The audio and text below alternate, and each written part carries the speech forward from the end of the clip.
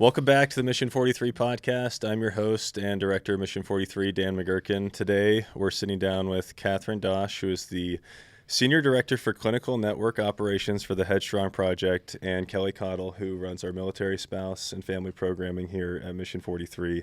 And we're going to be talking about a number of things. I think the main tie-ins are really going to come around, mental health, the importance of that, the role that family plays in that, kind of bi-directionally, really.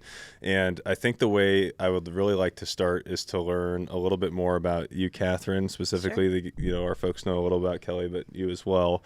And then kind of why we find ourselves even working or thinking about being in this space, I guess. Yeah, absolutely. Well, thank you so much for having me. I really appreciate it. I love coming to Idaho.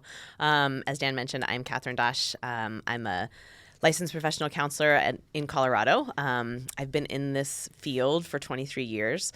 More importantly, though, I grew up in the military. My dad was in the Air Force, and we moved around, not as much as some people did, but we certainly moved, I think, seven or eight times before I graduated from high school. And so I really understand kind of living that life, working through that. My dad was in the Persian Gulf. He also did a lot of things that I didn't even know about. He was in Space Command, and until I was 8, I thought my dad was an astronaut because he told me he worked in space all the time. So, I kind of get the mystery of like not really knowing what your parent does and what that looks like.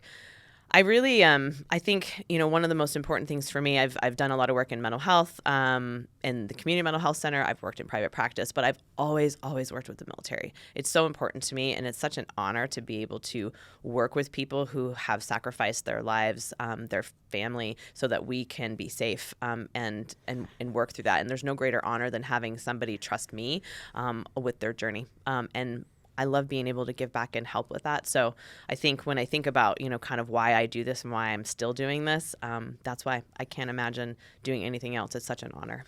Yeah. And before I ask you to do kind of the same, Kelly, on the why, can I ask, as someone who lived that journey, as like a child in the military family, and you look back on that now versus kind of maybe some of the resources and attention that this stuff is getting, like what's changed? Wow. There's a lot, and also not enough. Yeah. I mean, it's kind of a both and, right? So I think a lot of it is the access to resources has doubled, especially in mental health. But there's still stigma. It's still scary. I mean, I work with people, and we get calls all the time at Headstrong, well, if I come to you, like I have a security clearance, like nobody can find out. And, so that's still real. That's still a part of it. I also think that, technology has both, again, helped so much in so many ways, access to resources for people who are like completely in far corners of the earth. And also it's made us feel more isolated because people think, oh, I'm connected. I'm looking at people on a screen, but they're not. You can't really take away from, human connection. So, I don't know. It's such an interesting thing to think about as far as like what's changed for the better and also what's created that maybe has actually made things a little worse. Yeah. I think that's probably fair for sure. Okay, yeah. Kelly, and why do you find yourself passionate about this, I guess?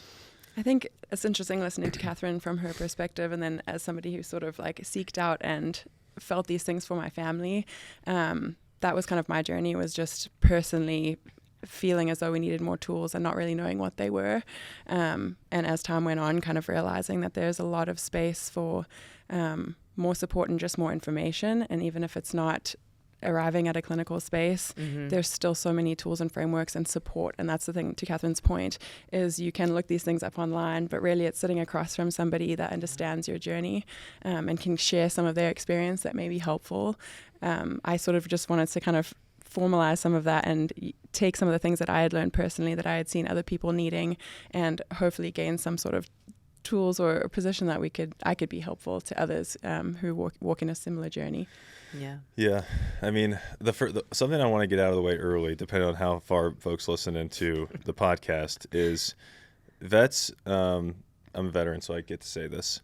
Vets are often they're tough, they're disciplined, they like to be tough and disciplined. They don't think of themselves as someone who has things to work on in this space. I'll tell you right now that you can't be a super tough guy that can do all these things and take on the world, but also not have stuff that you can recognize and work on. So like if you're not and perhaps you have the perfect family dynamic and relationship and you feel totally comfortable at home and you're crushing at work and your life's absolutely perfect. If that's the case, please give me a call and give me a few tips on that. It'd be fantastic. But you have to recognize that this is to be that growth minded and that kind of tough person. You have to recognize that you can work on things in this space, right? And so I want to start here again by talking about the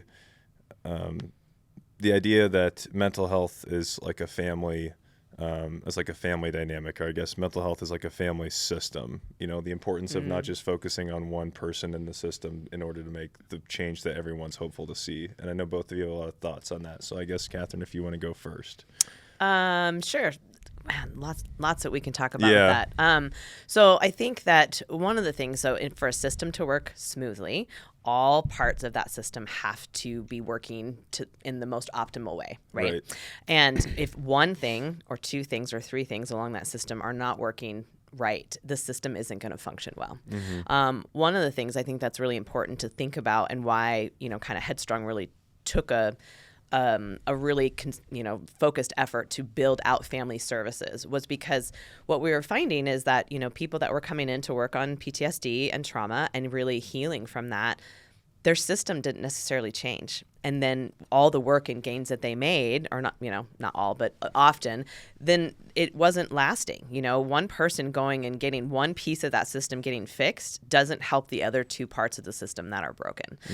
And so I think if you can't really think about healing and treating trauma unless you look at the whole system, and every part of what needs to be strengthened, what part needs to be altered, what part needs to be repaired. We do talk about family work. I talk a lot about repair, because things happen. I mean, that's life. There's missteps, there's unintentional consequences, but how you get through that and rebuild it is to repair, to go through and figure out what to do with that part. So it's a little delve into what you asked. Yeah. I mean, I feel it like when I think about, having the chance to go do and focus on things that make me feel mentally stronger, whether it's, a lot of times with Mission 43, there are a lot of those opportunities, like in our Leaders Fellowship, folks will go, or maybe you just go to a conference or you go do something, maybe it's for your work often, and you go and you have this great experience and you get all these great frameworks and tools. And I often find myself I'm remotivated, excited to bring those things back to my family, and I'll often have the thought like, man, I wish I could have been doing this like alongside or with my spouse so that we could both get this at the same time. How can folks, because a lot of this work does end up being individual first, right? Like if they're working on something for themselves that they're going through or they're trying to get past, are there useful ways or tools that they can try to bring that back to their significant other, to their family, that you guys have seen success with working with folks when it comes to this? Because I think my guess would be that's how a lot of folks end up feeling. Wow, I feel so much better. I got all this experience and time working through this stuff with myself. And you try to translate that back, and it's difficult, I think, for people to take it back immediately in a packaged, clean, healthy way that suddenly improves the whole system. Yeah. Well, I'll say that, often, at least in the work that we do with, mental health and military, it's a lot of times the spouses are the ones that are going and figuring that out first, right? Yeah. And so, because of the way their role is and the way that, that dynamic is kind of set up, they go and kind of search out the, resources, kind of take the first step. They, go and check things out like, okay, this is a good dentist and this is a good doc and, like all of those things, right? And so I think what's hard is that, especially funding, think about insurance just in general. You go and you get care for the person who is like the one who needs it, right? Yeah. But and then only then can you then get services for other parts of the family. Not a lot of services are offered for just family in general. Again, which is another reason why we kind of decided to build something out. But it's I think one of the things that's hard about it is when you think about it individually, we're not. I mean, truthfully, in therapy, I'm not saying, okay, now go back and talk about it with your wife, right? About what you've learned. Like, we do talk about it, and we do talk about like noticing that, but incorporating spouses and family into the care, especially once kind of you're over a period of time when you've really done some of the hard work and they're doing their own repair and kind of feeling better about it, that's when it's time to like think about the system. Right. And so there's not a lot of natural mechanisms about like bring it back to your point. It would be great. And we're trying. I mean, I think that's one of the things that we're trying to do by incorporating and wrapping around the care so that the whole system can get better. Yeah. Yeah, it does feel like the military spouses in particular, as Kathryn mentioned, it seems like they're usually the driving force and the support behind the veteran, and that's so much their role that they get lost as an individual, where they're sort of like a B character in their own story. And so I think for what we're trying to do with Mission 43 too is like, yes, all this exists for military spouses as well, but that almost innately makes it seem like because you're a supporter, this stuff is for you. Yeah. Whereas military spouses and their military families play their own role in their own version of service, not just in support of a veteran, but as themselves. They're enabling this family to exist this way and to serve this way. And so to be recognized as a military spouse as your own individual person and have things that are available specifically for you, not just in support of your spouse, is something that's important to me, because I see that all the time. It's like you default into this support role, right. But you yourself have your own story too. That's important. And yeah. I'd be interested to know more too about, when we do, all the work we do with veterans and spouses, we talk a lot about trying to take the parts that you liked from the military and that you found were useful and leave the parts that you didn't enjoy so much. We have we like to say this Mission 43 is all the fun parts of the military without the bad. There's no paperwork. Okay. Not a lot of paper. There's a little paperwork. There's a little, And just on a very like micro level, even like the conversations I'll have with veterans is like, you obviously became very disciplined through the military. Like, how can you use discipline now in your personal life to help with some of these family system and dynamics things? Like, I'm disciplined. I know I can get up at the right time every morning, or I know I can do this, and I can, maybe it's something as small as like making sure I'm making the kids lunches in the morning, or making sure I'm taking care of XYZ, or, do you talk with folks about leaning on some of the habits and some, trying to, I guess, turn some of that service experience, or the families, even on the spouse side, service experience into positive in the home life? Of course, yeah. A lot of times people, you talk about leaving behind what you don't want. It's a valid tool, right? Yeah. But sometimes, because of what they went through, it's helped them become who they are now, and to really focus on what, did they get out of that brought them to where they are in a positive way, right? I mean, obviously, we can talk about the negative things, which is also what we do, but, really focusing on you were this, you had this job and it taught you all of those skills, right? You still have those skills, even though you're not doing that anymore. And so how can you use that? I think what's really interesting about what you said is like, being disciplined and like making the lunches. Where that goes bad in families is when one person decides, I'm going to do this, and they start doing it, and there's no communication about like what's happening, right? And so it's like, well, you made the lunches? Okay, cool. Like, I didn't know you were going to do that, right? And then that's where the connection and the disconnection comes around, right? Especially, I see this all the time. People come back from long deployments or long, times of way, and they kind of come back and like do what they think they should or do what they always did before, but the system has changed. It's like, oh yeah, no, he's no longer eating carrots at lunch. Right. There was a whole incident, like I didn't tell you about it. It's no big deal, but don't put carrots in his lunch, right? You don't know those things, right? And unless you've had time to like reconnect. And so I think, using the skills that you have and talking about that, the military did gift people with amazing things, right? Compartmentalizing, being able to, stay kind of single-minded, focus on what you're doing. It is a skill. Where it becomes a detriment is when you use it as a way to avoid and, not talk through this thing. So again, there's a lot of, dialectics is what we call it in my field, right? Where there's a lot of both hands. Like, yes, it was helpful, and also you're using it in a way that's not super productive. But strength-based is huge. I mean, you could list all the problems out all day long of all the people. That's not going to motivate them to do anything better. If you talk about the things that they are doing well, like what they're positive, what they're good at, and really build on the strengths, that's where you see a lot of growth. I mean, truthfully. Yeah. I'd be curious to know, because what we do, kind of in that same vein, we focus on a lot of like trying to provide folks like tools and frameworks that they can use, in almost just like a menu of things they can try, or things that resonate with them. It's a lot of like some of the programming that Kelly helps facilitate and put on. But the connection piece, would you talk about the value, and I'd be interested to know what you've seen having done this now for the, a year plus, Kelly, of like putting on the specific programming. The value, like their tools are valuable, but also at what point does the focus need to be more on, this one simple trick, tough home lives hate this thing for this one simple trick versus like it's not actually that. It's like you have to focus on like there's tools are valuable, but you know what is the importance of kind of the more intangible parts of this, I guess. I don't know.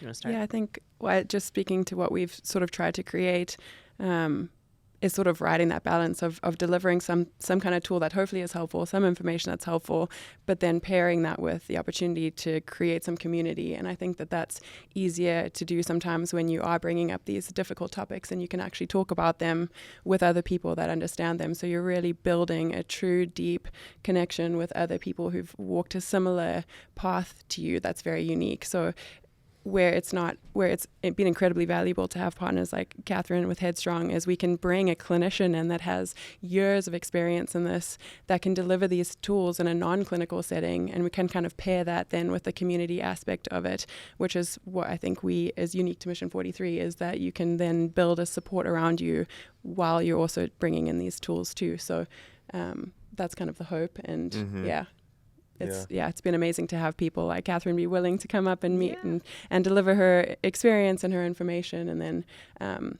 it's just always awesome to see when you have a room full of spouses and they're learning something, but then as soon as you do some kind of activity, it's like they just come alive, where it's like everyone's just has so much to share and wants to connect, and to see that has been amazing for me. Yeah.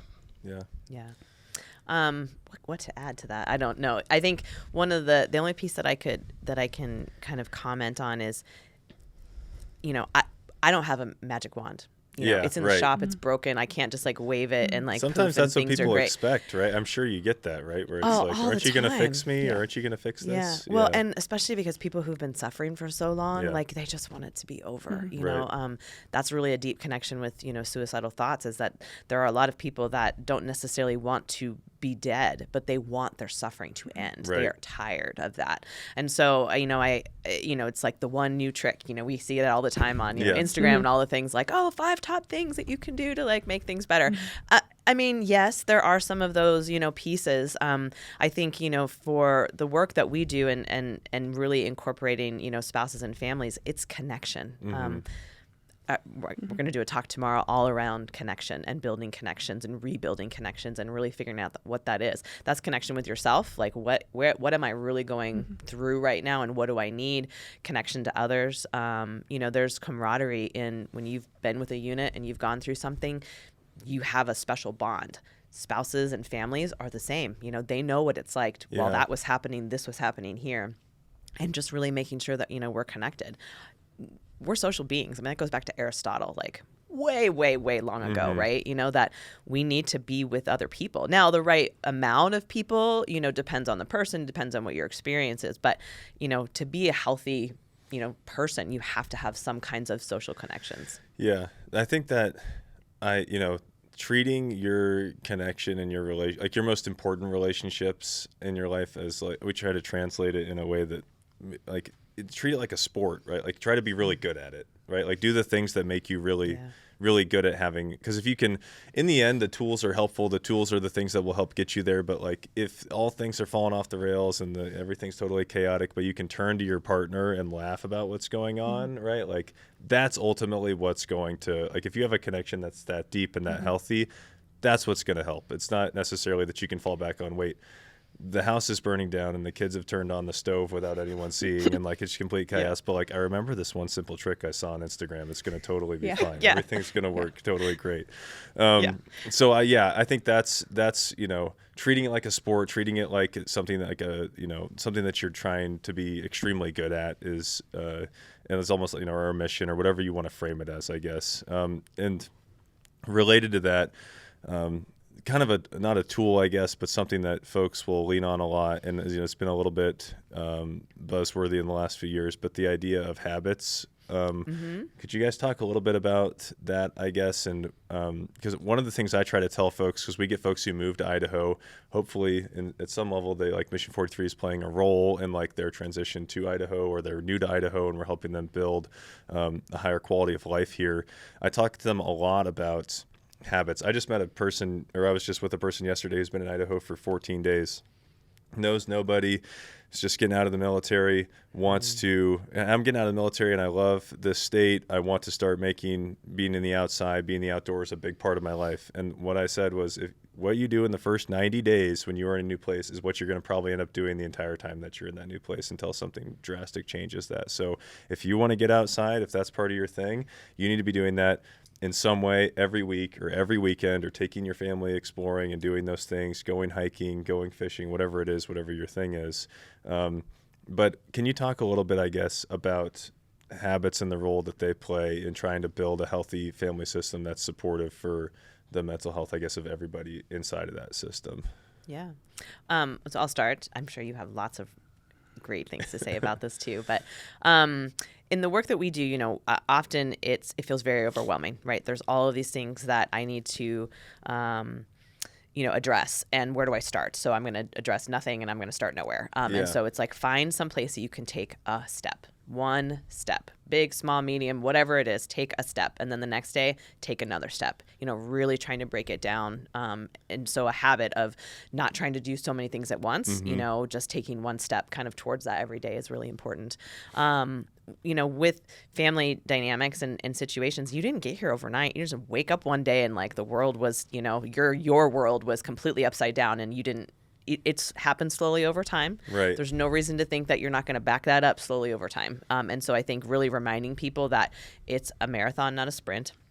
See, what other kinds of idioms can I use today? But really funny. trying to, do those things. I mean, that it sounds basic. Obviously, those are things you can get, on any Google. But it really is true. But the trick is finding what's the step that you can take. What's the thing that you want to work on the most, and then finding the thing that you're willing to do, that you can do consistently and do it over and over and over again. I think that's kind of to your point of habits and discipline. If you want to start talking differently to your partner, you got to start talking differently to yourself. Yeah. Right. Right. It comes from within. If you're not confident and you're not feeling good about this, how can you put that out there? A lot of times with individuals, especially when they have families, I think about this. If this was your kid, what would you tell them? Yeah. Whatever reason that is, it just makes people come alive in a different way. They're like, oh, well, if this was my kid, this is what I would be doing. I would be doing this, this, and this. Yeah. And it's like, okay, you talk to yourself as though you were your own kid. What would you say? Or if this was your sister, or your brother, or your best friend, like, what would you say? Like, you've got to start getting people to like rethink about how they're approaching it. Yeah. Right. Well, like, I think what you're saying, taking those steps on the things you want to change, I think first you have to realize what is important to me, what is important to my family, what do we want to do as a family, what do we want it to look like, kind of finding out what those most important things are first, so that you know which steps are worth taking and worth investing in. And I think kind of just reframing, I think just thinking of like the hardships that you've gone through as a family, it doesn't have to, you don't succeed despite those things, you can succeed because of those things as well. So reframing that you've gone through these things together, that's amazing. You have this teammate, like you're saying, that you get to do these things with. So how do we reframe that it can be exciting? You can look forward to the rest of your life and it can be exciting that you get to choose what's important to you, get to choose what's important to your family and what you're going to work on together and support each other through. And I think that can be a really powerful place to go from. Kind of using those things as encouragement that you've done these things. You've had to dig deeper than most people have had to dig individually and as a family, as a couple. It's an incredibly powerful place to start from. Yeah. Yeah. Well, and you said, two things that are really important. One, you do it together. Yeah. One person can't do all the work and fix the whole system. Right. It won't work. I mean, it's a mechanic, but the whole system has to operate. And so that's really, really important, is that you are finding ways to do it together. Yeah. And I, in the same vein, I think folks need to understand too that when you're like approaching your end of active service, or you're going to make this transition or something, you start to build this thing in your imagination about how your life will be on the other side of this, right? And I would just say be flexible and creative with what that can look like, and but have a few key things, right, that we're talking about on the family side specifically, that you're hopeful for, that will look maybe different or healthier or better than it does because of the lifestyle you've had to live while you were in the military. But also understand that it is not an event, like it's a process that you're going to go through. It's not going to be like you'll wake up on 24 hours after your EAS date and suddenly, oh, everything's fantastic. Look at that. Like all these worries and problems have just totally gone away. Especially, I've watched a lot of veterans and families and stuff, and the problems don't necessarily evaporate. A lot of times we'll gravitate towards new problems or whatever, right? Like we'll find these other things that we're going to do with our job or with our new setup, or maybe it's something related to finding schools or a house, or, there's just always going to be, there's the myth, right, that you're just going to get progressively kind of happier over your lifetime. But really, life goes like this, right? And so you just try to keep the mean trending a little bit higher. When it comes to, I guess, like the through line of service, and you've done a ton of work with military families of all phases of their military, Absolutely. right? Like active duty, transitioning veterans, folks who are already, in our case, maybe settled in Idaho or like they've been out for 20 years. Kelly, you've worked with spouses on the same spectrum of that timeline. What are some themes that come through? Like what are some things, I guess, you would give, or advice you would give to maybe folks in those specific phases or populations, but also like anyone that was to come to you and was, had this kind of through line connection of service that does make maybe a family or a person more prone to needing to think about and focus on some of these things as like their sport, right? Sorry if that's too big or broad of a question, but I guess what are the themes that you guys have seen? Yeah. Thanks. Okay, so if I had to pick like some themes, first of all, have hope. Okay, if we lose hope, nothing's going to look the same, no matter what phase or stage or whatever. So try to remain having hope, faith, use it interchangeably, keep them as separate words, whatever. That, there are things that can be better. So just, it's when my kids were little, a phrase I used to tell myself is, it won't be like this forever, right? Like I remember distinctly sitting on the floor with a 5 and a 3-year-old, and like it was just, I was like, oh my gosh, you guys were on the floor, but the applesauce was on the wall. Among other things, yes. Actually, I think the sugar bowl had been upended and there was sugar everywhere. And I remember just thinking, it will not be like this forever. Like that was my mantra, right, of how I was going to get through life. And ironically, that mantra has hit me so differently throughout their whole life. I mean, I have a 22-year-old and an almost 20-year-old. And there are times where I've like, that has just meant something different to me, right? So my point is that when something is really tough right now, it's not going to be like that forever. So that's probably one piece, give yourself hope, and that remind yourself this is a phase. We are going to go through some of those things. Right. Connection, making connections. Again, I feel like that's kind of a broken record. It should be the theme of what we're talking about today is connections. But truthfully, that being connected to others, being able to get support, being able to give support, being able to validate your experience, validate somebody else's experience, any of those phases, you need that because it's how you can go through the world and either, cope with what you're going through at the moment, helping somebody else cope with it.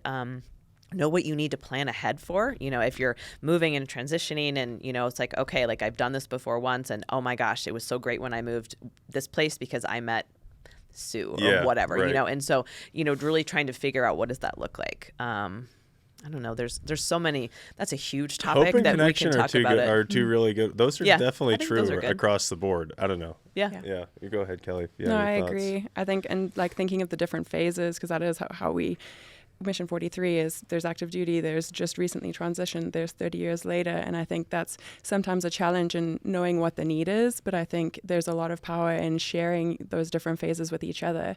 And so it's the anticipation of what's to come and learning from those that have gone through it already. And then in transitioning, it's not, I totally agree with you. I think it can be this thing that you're working towards. And once you get there, like that's what gets you through. And then you get there and you're like, oh, my life is still my life. Like there's still these challenges, and now you're dealing with it in a totally different frame of mind. And so I think anticipating that that's not going to be the thing, and preparing for that, finding your purpose outside of your military service, knowing that's an incredible part of your lives, but but you have a whole rest of your life. So how can you take what meant the most to you about that and create opportunities outside of the service so you can still feed those parts of yourself and as a family have an identity that's outside of your military service as well that you can build before that point. Yeah. And then afterwards, especially for those who were married after service, so they don't necessarily see themselves as a military spouse, but they're a veteran spouse, and they sometimes need that connection the most because they weren't a part of that community initially.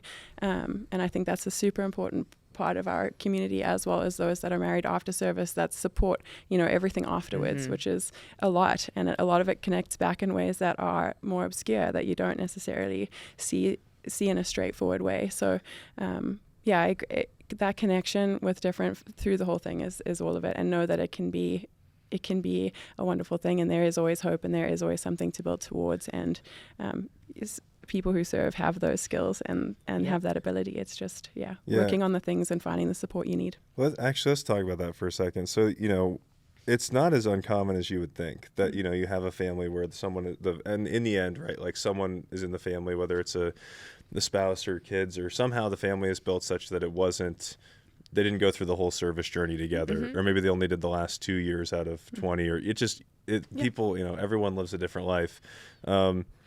What is different and more or less challenging, or for those folks, or if you're someone who, if the families that you guys have worked with where that is the case, you're talking to a little bit, I think, of like a combination of, not imposter syndrome is not the right word, but something, right, of like, I'm not a military spouse, but I'm married to a veteran, and I know we deal with some of this stuff, but I wasn't there when he or she went through all this stuff. So I guess, is there anything different about that experience that would be helpful for folks to know, or like that you guys have seen themes wise working with families that have that kind of dynamic, I guess? I see it all the time. I see it even with service members that are like, well, I never deployed, or I was only National Guard, or whatever. Like I don't need the services. I shouldn't deserve this. I shouldn't do that. And I guess the thing that I think about on one hand is, don't sell yourself short for what it is that you need or what you feel like, is something that you would benefit from. Spouses, while they didn't go through that, so they don't have the same thing, it doesn't mean that they don't have empathy, that they can't understand what's going on. In the counseling world, like, many of us who've done like substance abuse counseling are not necessarily in recovery, right? So to be a good therapist doesn't mean you have had to walk all the walk. If you have, it just means you have a different view of that walk, right? But again, it doesn't take away from the fact that they still have some of the same problems, that there's still some of the same things. Spouses of veterans, if they got married afterwards, they still want to know, how do I support my partner? How do I understand what they're going through? Because I didn't go through that. I still don't know, like, how can I relate? Like, where can I get empathy? How do I help them? How do I help my system? I think the questions are still the same. I do think that there are people that are like, oh, I don't belong to that community. I can't include myself. And that also comes because sometimes people exclude them. Oh, well, you don't know because you didn't live a year apart from your spouse when you had babies, and, things like that. And so I don't know if there's like one right thing, but I think, again, just trying to normalize and not let anybody cheat themselves out of, either what they want to get out of it or the experience that they have had.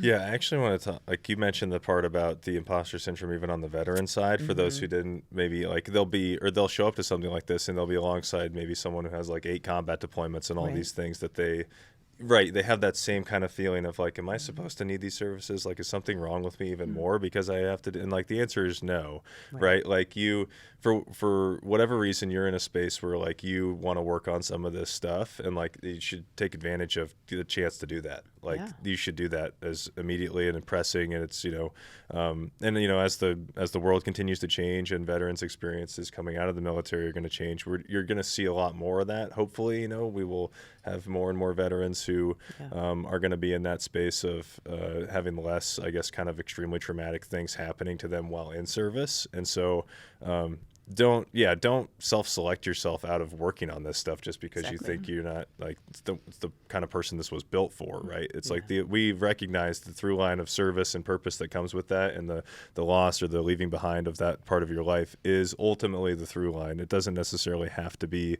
some kind of big crazy thing that you're trying to work through or work with, and sometimes it is, and of course those are the folks that we're also more than happy and ready to serve and help. Anyways, Kelly, I didn't mean to cut you off, but did you have any thoughts on I think folks coming into the picture kind of later in life? I think you see that so often on both sides, and it can become the sort of measuring stick, even with spouses of, my husband did this, and it's like, well, that's wonderful. Who are you? Like, what your role? And so your experience or what you've gone through is always going to be different than the person sitting next to you, and that doesn't validate or give you certain rights to it. You're all showing up, and you're not showing up to your service as a blank slate. So you're all people with a whole life story. And so what you went through in the military isn't necessarily the thing that qualifies you for support. It's your willingness to work on it. We can all, no matter what our backgrounds are, military or not, we can all work on things about ourselves and want more for ourselves and our families. And so I think that's the common thread, is the fact that you chose to serve and you're here and you want to become better, or you want to help others become better. Like, that is the thing that matters. What the specifics look like is almost irrelevant to me. It's where it's gotten you to at this point and what you're willing to do moving forward. And I think it's regardless of where you were at or how you came into that part of the situation or the story or whatever it is. It's like back to the connection piece. It's like getting connected. There should be people in your life that can make you laugh until you're like going to cry or like pee your pants, right? That. If you have people in your life that are like that as an adult, I mean, you are going to be doing so much better, right? If you have people that you can connect with at that level. And it's funny because I think if you really sit down and think about the number of people in your life, especially for the older you get and the further on in this journey you are as a veteran or whatever, like that, if you don't work on it, the group gets smaller and smaller. And the only way you keep growing it is by going out and trying to connect with people who are doing the same thing or dealing with the same stuff. And so you just have to be open to it, though, and keep putting yourself out there and trying to, get in there and connect with people, I guess. Well, not waiting until I'm out, so now I can finally go see these people or whatever. You know, it's like, you got to be doing it all along the way, because if you wait till it's like there, you're not going to know what to do, or where to go or where to start, and that's going to decrease the likelihood that you're going to follow through. So and you should be trying to foster those relationships. So specifically on the military side, like you mentioned, you'll get stationed somewhere or something, and like, I had this great best friend that I met here at this duty station, but then you might not see him again for like 12 years, right? But you should have those relationships where it's not weird to get a random text message from someone 4 or 5 years after the fact, and it's just like you were sitting there yesterday having coffee, right? Like, you have to try to find and foster those relationships, really work on them strong when you can and when it's convenient, and then like try to maintain them, right? And I'll tell you, for what it's worth, I think a lot of veterans can have some space to work on maintaining those relationships that they made in the military, like in a healthy way.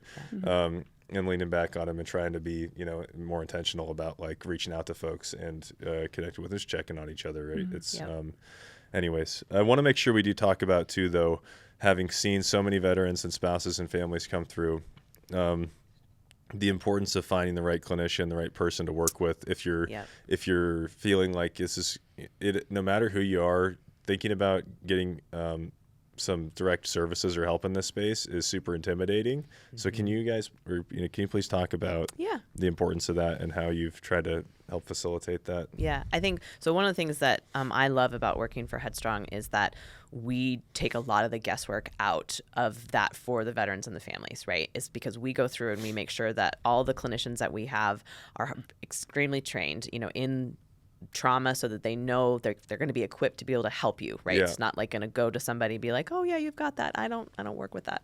Well, that's great. That's not going to be helpful. So they all are, highly trained. They all have military cultural competence. While they can't know every experience, you're not going to have to explain general military parts and pieces and how it works and chain of commands and things like that, right? And then, all of them also offer a variety of different options, whether it's in person or, doing telehealth services, depending on where you are. Like, we really try to take the guesswork out and match people based on what we know about some of our clinicians. Like, one of the ones here in Idaho, she's actually a Reiki provider, so if you really like that kind of energy work as well as doing trauma work, like, that would be a great match for you. So we try to take a lot of that out. what's really most important is if you don't get the right clinician when you first pick somebody, don't stop there. Keep going, keep looking. You know what what that didn't bring to you. You know what you're looking for now. When you're asking questions, so many clinicians, good ones, offer like a 15-minute consultation first. Like, hey, let's check this out. Let's have a conversation. Let's see if I'm the right fit. What are you looking for? Be honest. I want somebody that's going to do X, Y, and Z, for me, or is going to bring this, or here's my concerns. Interview them. If you don't get a particularly good feeling, don't necessarily go for them. Like keep looking and trying to find that, because ultimately you're going to feel better and do the most healing with somebody that you trust. Right. That takes a little bit of time, right? It takes longer or shorter for everybody depending on what your situation is, but you've got to be able to feel somewhat comfortable. And look at their website. Like, people who say they are trauma informed is wonderful. That's great. That means they understand that people's, how paperwork impacts, like asking questions. It does not mean that they are trained to treat trauma. You're looking for very specific things. And so again, depending on what you're looking for, don't be afraid to ask questions about their experience, their training, like where they've got it, especially if you can't see much on a website or Psychology Today or whatever. Right. I think those would be my kind of tips. Yeah.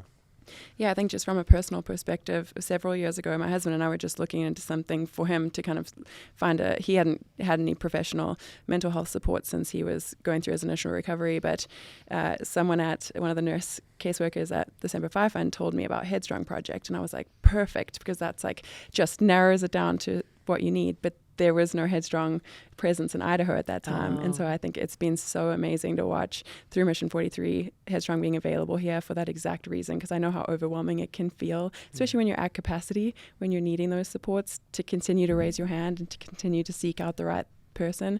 Having something like Headstrong takes that guesswork out and just gives you a much more concentrated pool of somebody that is probably going to be a good fit. So for me, I think it's so cool to be able to point people towards Headstrong now, because I wish we would have had that back then. So yeah. And tell me if this is bad advice. You just cut me off thinking, edit this out. This is bad advice. But I would say, like, if you're, and I think a lot, I'm kind of the veteran representative, I guess, at yours. So if you're seeking these things out and you're the veteran, I'm thinking specifically about that person who's like extremely hesitant to do any of this in the first place, very concerned about finding the right person to work with, gonna put a lot of stake probably in their first session or first experience with the person.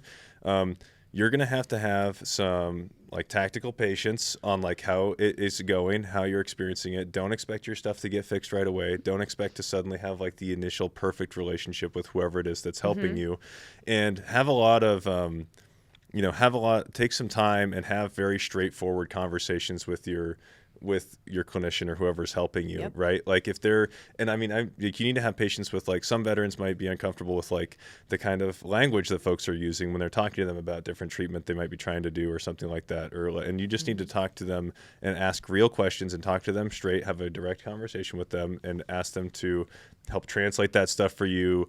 Or you have to go in and be yourself. You're gonna have to let the guard down. Like you're just gonna have to ask them the straight questions that you want to know to translate the stuff that you don't know about or are uncomfortable with.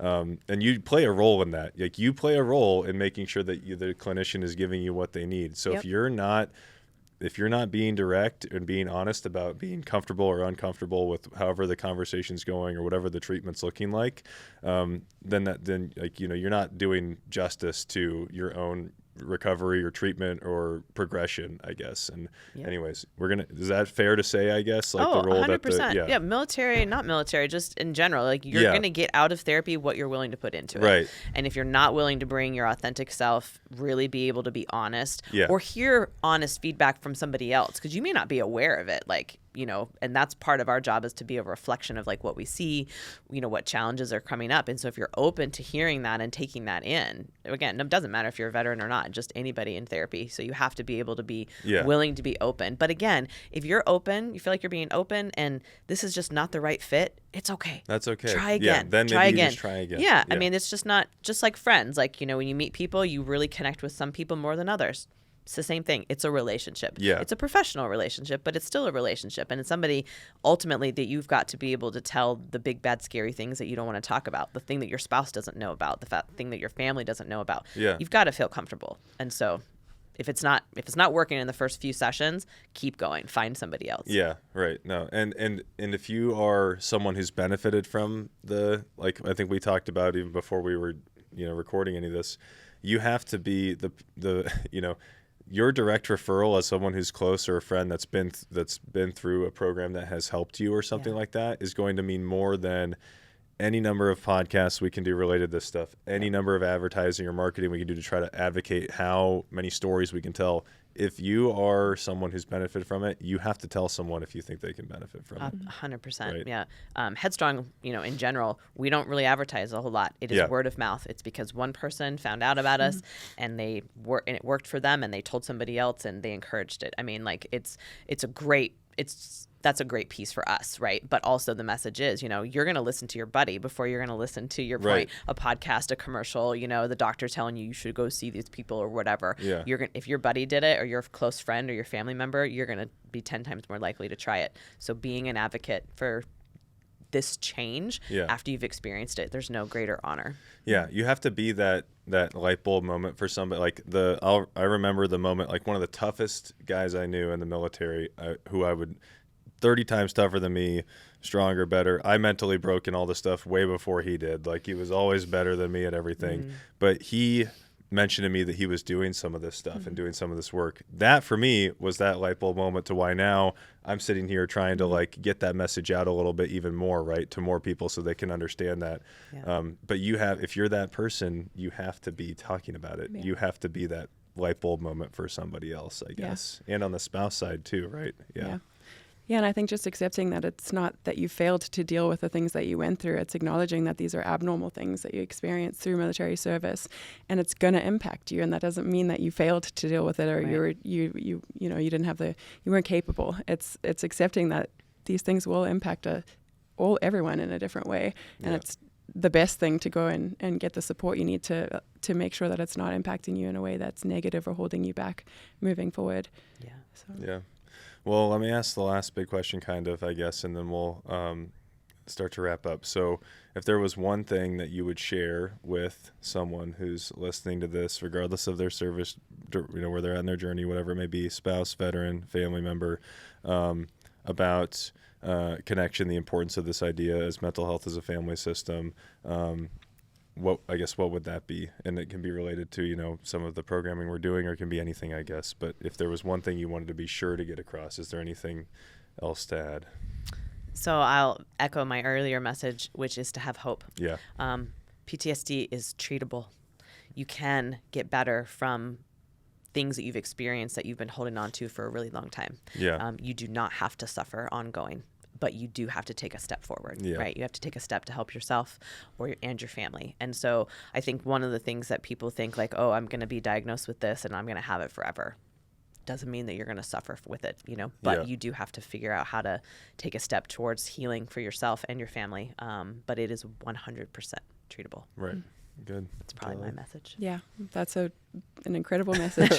Would you like to follow the message of hope? I agree. Yeah. No, I think just taking that active role in making your life better, accepting that and knowing that there are things you can do individually and as a family, and then seek out the things that are going to push you in that direction, whether it's a community. Hopefully it's Mission 43 and it's people around you that are going to push you and make you better and give a whole bunch of different opportunities that can be really fun. It doesn't have to be this heavy, hard work all the time. It can be really fun, and just learning to enjoy your life and push yourself in new ways and in different ways and accept new challenges, and just play that active role, have the hope, but then be willing to push forward and take those steps too. Yeah. Well, I would just say, if you are someone who is involved with Mission 43 or thinking about getting involved, and you have access to these services and these things, you get connected with us. But if at any level there's something that you're thinking about, you might be able to benefit from this, the only way you're going to find out is if you go try, if you take this step, kind of like both of you said. Yeah. So if you haven't done that, there's no better time than that. You're just going to keep postponing it. So there's no better time than now, I suppose. Kelly, do you want to highlight anything that's coming up for our military spouse, or kind of, learn and lead, or that kind of programming that we have coming up, I guess. Yeah, we have Kathryn presenting on Saturday on building those frameworks Right. and community, and we've added the learn and lead sessions, which is basically some of these similar topics just presented to the broad Mission 43 community. So we've got again just covering a variety of topics while also bringing people together with that opportunity to connect. So we're going to be up in North Idaho in April for some things, and then we've got something every month, whether it's a military spouse or a learn and lead around some of these topics. So push yourself, come meet some new people, come learn some things. That's right. Take a step. Yeah, take Good. a step. Exactly. Great. Perfect call to action. Okay. All right. I guess that's going to wrap it up for this episode of the Mission 43 podcast. Hope you guys enjoyed it. Again, Headstrong project. Mission 43 is a great avenue to get to that resource. You can also get to it other ways too, but we're just really grateful that you guys are our partner in doing this with us. We're incredibly fortunate to have you and have you here again this Saturday, Kathryn. So thank you so much. I love really it. Appreciate it. I love coming. So, and we are equally grateful to you. We would not be in Idaho if it was not for Mission 43 and the JCAF Foundation. So. Well, we're incredibly grateful and happy to do it. So thank you. Yeah. That's going to do it, guys. Thanks so much for listening. We'll be back more here soon. And if you're not involved or haven't been to something lately, I encourage you to do it. All right. Thanks. Take care.